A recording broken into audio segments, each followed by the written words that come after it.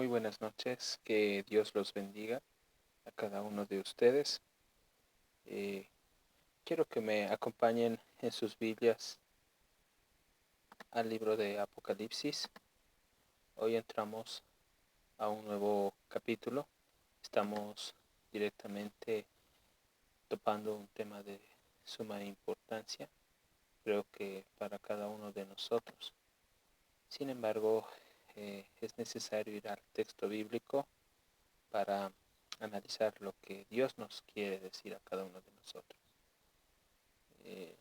Apocalipsis capítulo 21. ¿Sí?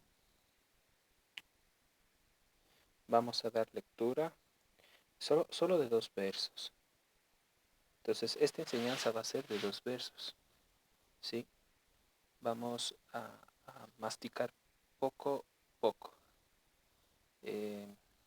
No se trata de adelantar lo más pronto posible. Entonces, es un pequeño estudio bíblico que yo quiero que ustedes tengan mucho conocimiento, ¿no es cierto? Eso es muy importante. A ver, vamos por favor, Apocalipsis capítulo 21, 1. Vi el cielo nuevo y una tierra nueva, porque el primer cielo y la primera tierra pasaron, y el mar ya no existía más. Verso 2. Yo, Juan, vi la santa ciudad, la nueva Jerusalén, descender del cielo de Dios, dispuesta como una esposa ataviada para su marido. Amén, amén. Entonces, vamos a proceder directamente a explicar este aspecto de suma importancia. Entonces, un punto de introducción.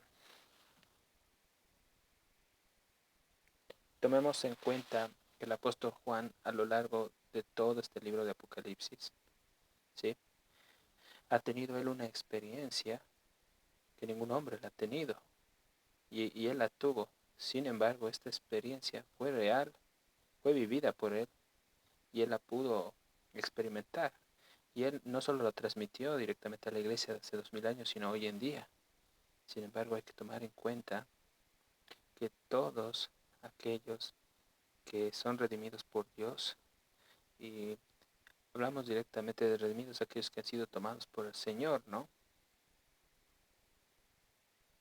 Entendamos nosotros que en el tiempo del Señor en Israel había hombres fieles al Señor, fueron escogidos por el Señor.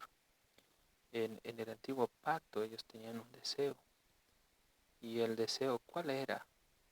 El deseo de ellos era contemplar, ver, ¿sí?, y anhelar la venida del Salvador en la tierra. Entonces, se habla así de la venida de nuestro Señor Jesucristo hace 2000 años, ¿sí? Sabemos que Cristo se manifestó a cada uno de nosotros. Sin embargo, Él, como Dios, se despojó por nosotros, dejó su trono de gloria, se humilló, se hizo como uno de nosotros, obviamente sin pecado. ¿Por qué? Porque Cristo 100% es Dios, 100% fue hombre, pero nunca pecó. Él es santo, Él es perfecto, Él es puro. Y esa es una de las características del Señor, ¿no?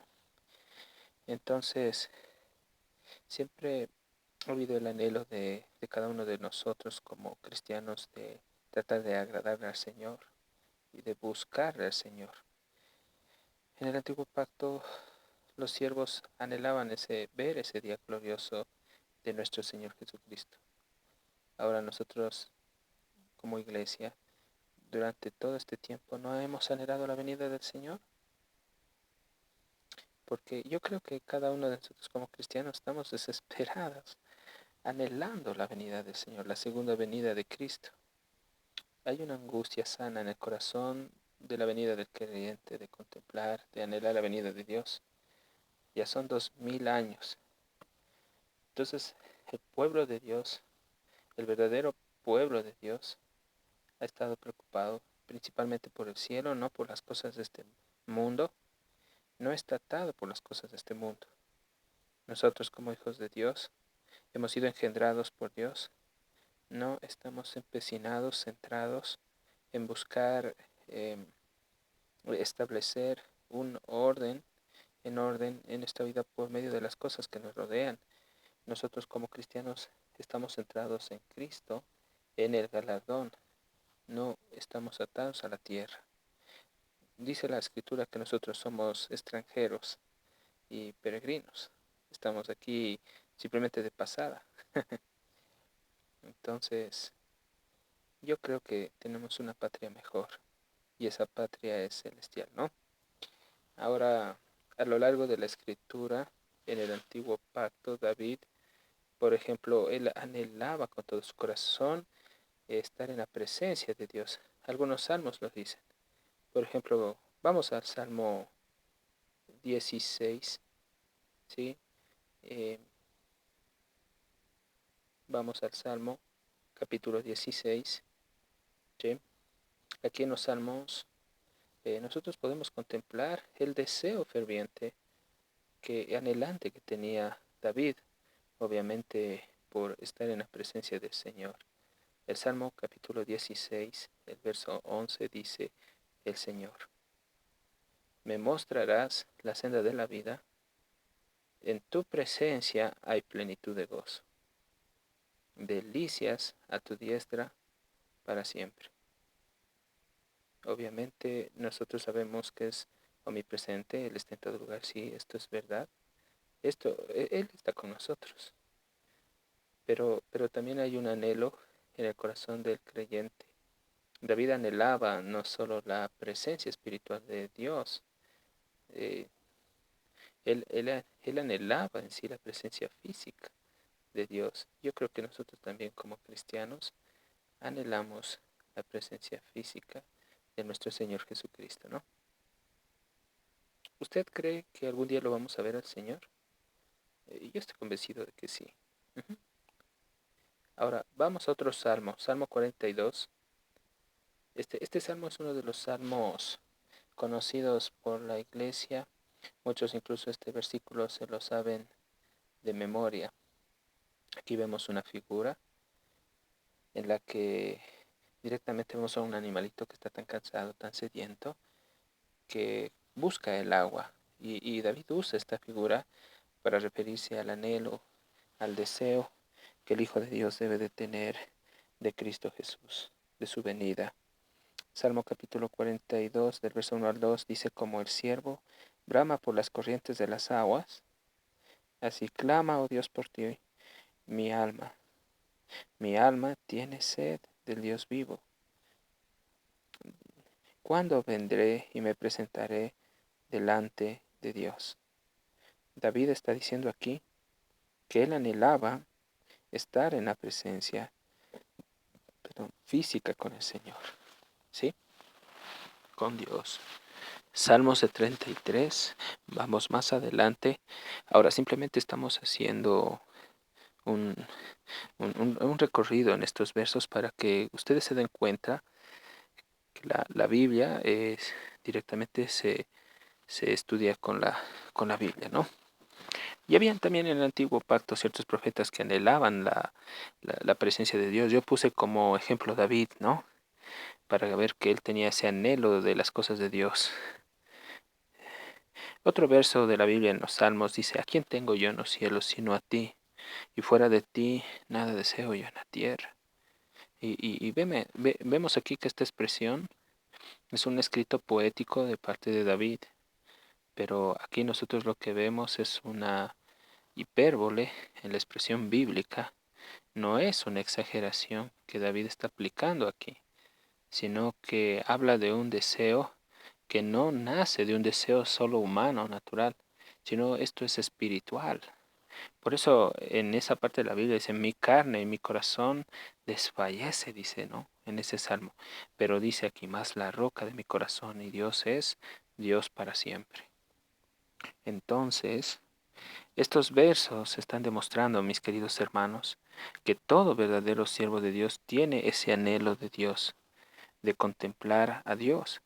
Para nosotros la iglesia, tenemos nosotros este deseo por contemplar y ver a nuestro Señor Jesús, nuestro mismo Señor Jesucristo nos dijo y nos dio una promesa, ¿no es cierto?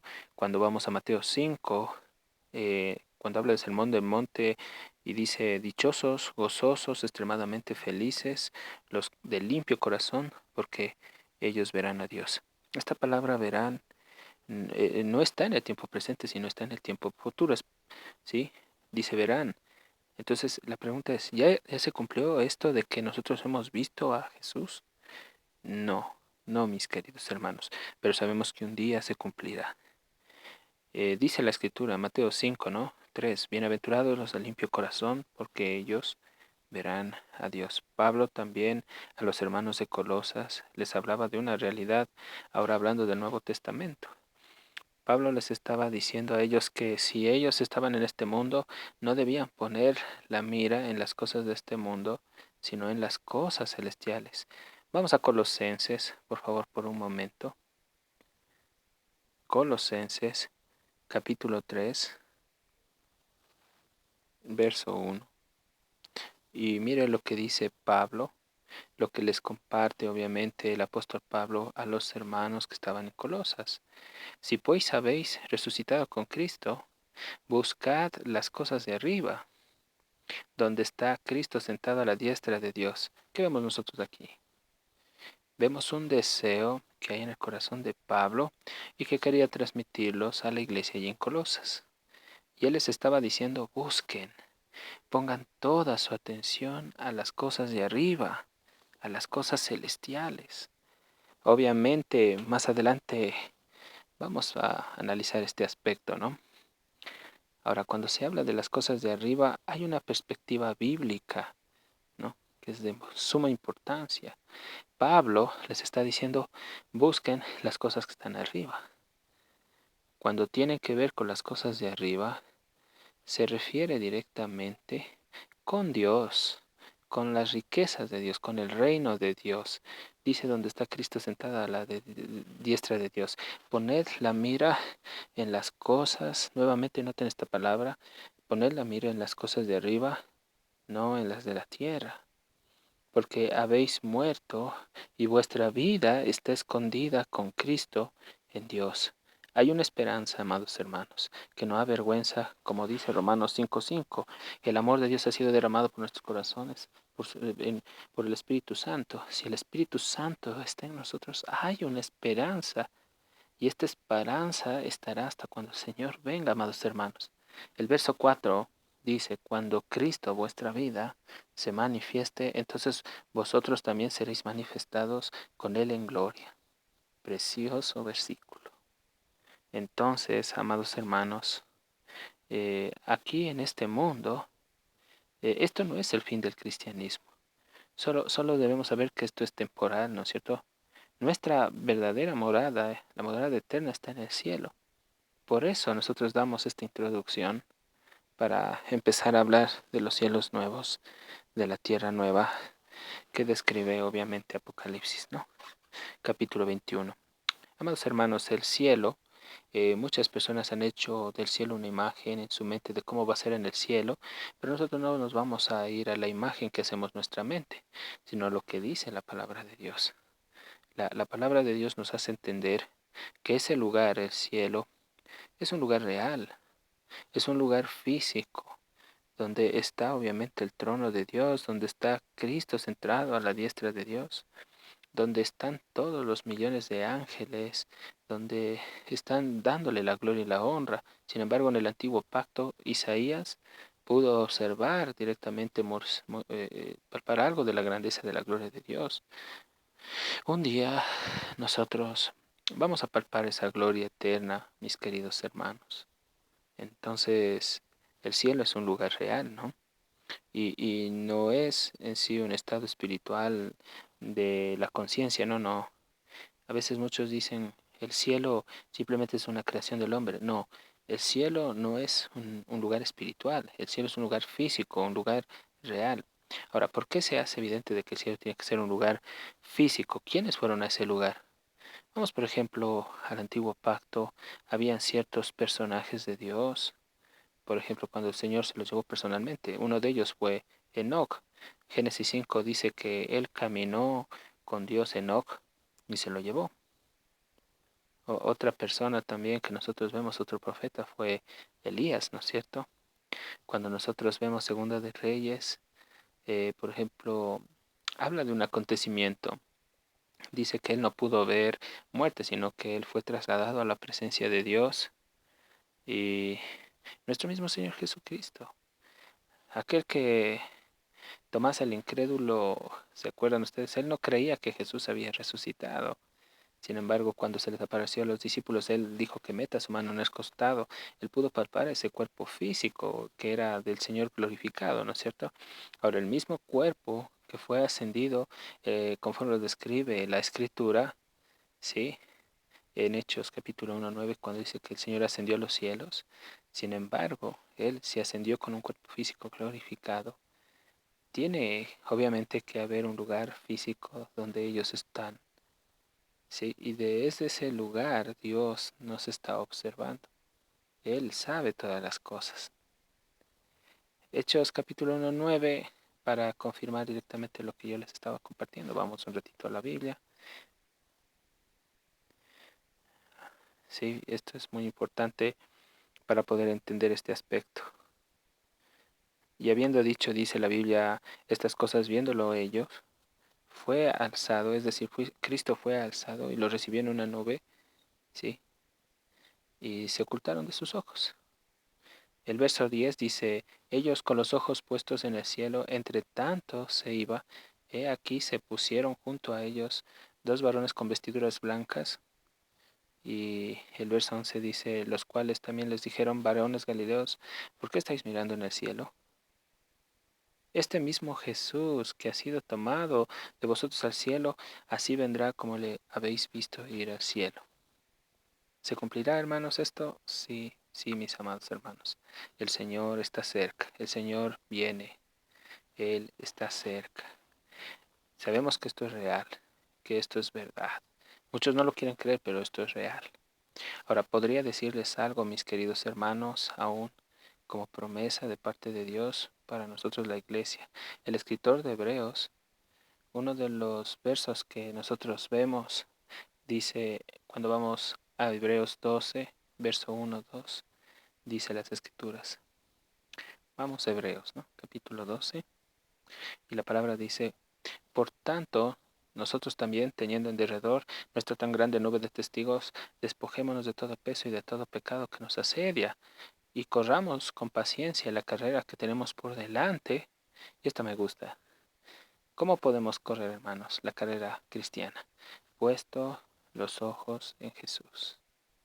Entonces, poner los ojos en Jesús es poner nuestro ser, nuestra atención, todo en Dios y en todas las cosas celestiales, es decir, poner todo nuestro ser en el reino de los cielos.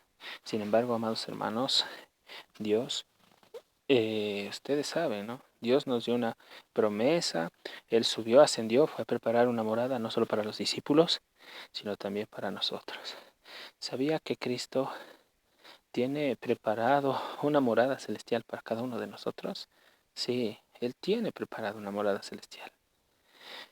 Esto nos hace entender que si Cristo está preparando una morada en el cielo para cada uno de nosotros, Él vendrá por nosotros, gloria a Dios, y nos va a llevar al cielo con Él.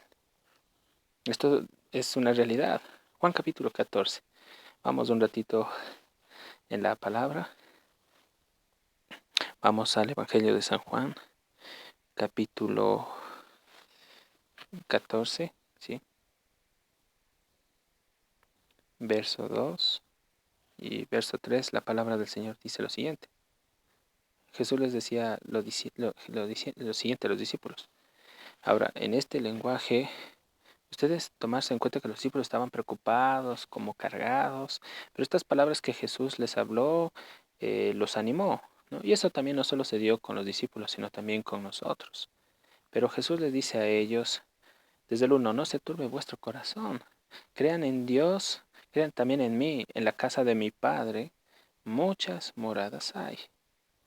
¿Sí? Y dice, y si así me fuera, yo no los hubiera dicho, voy pues, Jesús, a preparar lugar para vosotros.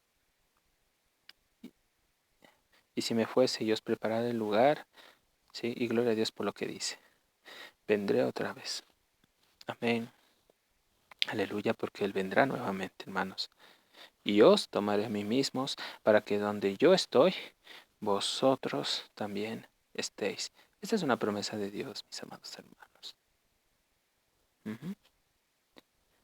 Igual hay un verso muy conocido. Yo creo que es bueno leer las escrituras, ¿no? Para creer en sus promesas.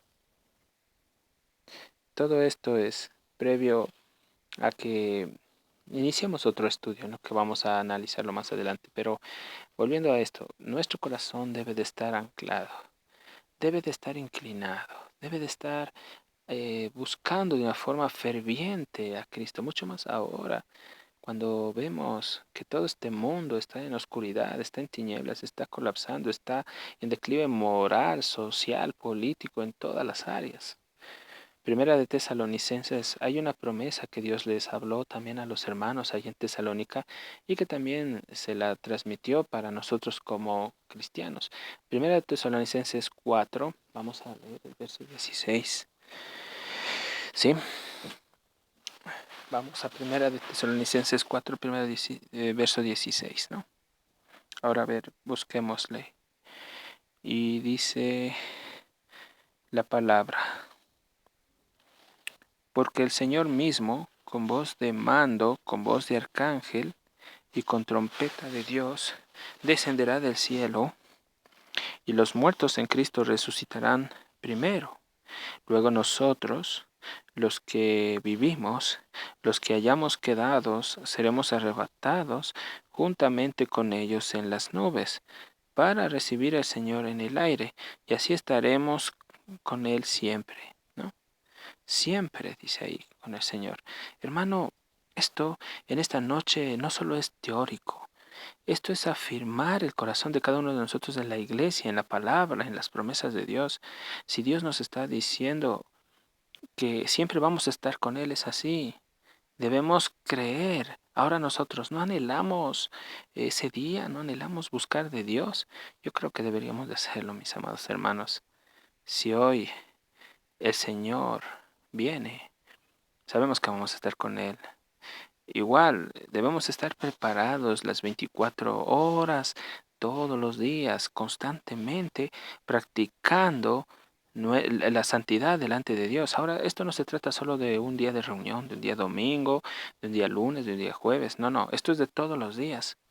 Ahora estamos dando ejemplos en las Escrituras para que nosotros nos demos cuenta que los santos del antiguo pacto, nuestro amado Señor Jesucristo, los discípulos, ellos directamente anhelaban, sí, ese día. Ahora la pregunta es, ¿y hoy en este día estamos anhelando también ese día? ¿Mm? Yo creo que muchos que no son cristianos, que son religiosos, no les interesan las cosas celestiales. Ellos ponen la mira en las cosas superficiales, en las cosas del mundo. Su preocupación no es el reino de los cielos. Sus preocupaciones son sus negocios, sus trabajos, su título, sus famas, su popularidad, sus familias. Pero no tienen nada que ver con las cosas celestiales. Su corazón no está inclinado a las cosas eternas, amados hermanos. Entonces Dios quiere que nos volvamos de todo corazón a Él y lo anhelemos, y lo anhelemos. Amados hermanos, yo creo que con esta reflexión, con este pequeño estudio, nos afirmemos directamente en la presencia del Señor, ¿no? Y bueno, en este momento, pues, son ya exactamente am, casi las 10 de la noche. Pues pido disculpas, no me encuentro con luz, pero mi celular sí, y bueno, esto no impide directamente de exponerles las escrituras, aunque tal vez no haya en un fondo un video, no vean tal vez mi imagen, pero bueno, lo importante es la palabra del Señor. Así que si de pronto escuchas este video, audio video, y si ves que está en negro, pues no te espantes, no te admires. Simplemente escucha la palabra del Señor. Pues que Dios los bendiga, que tengan una linda noche y estamos transmitiendo pues partes de la palabra de Dios. Espero pues que a través de esta palabra pues cada uno de nosotros hayamos sido animados. Que Dios los bendiga.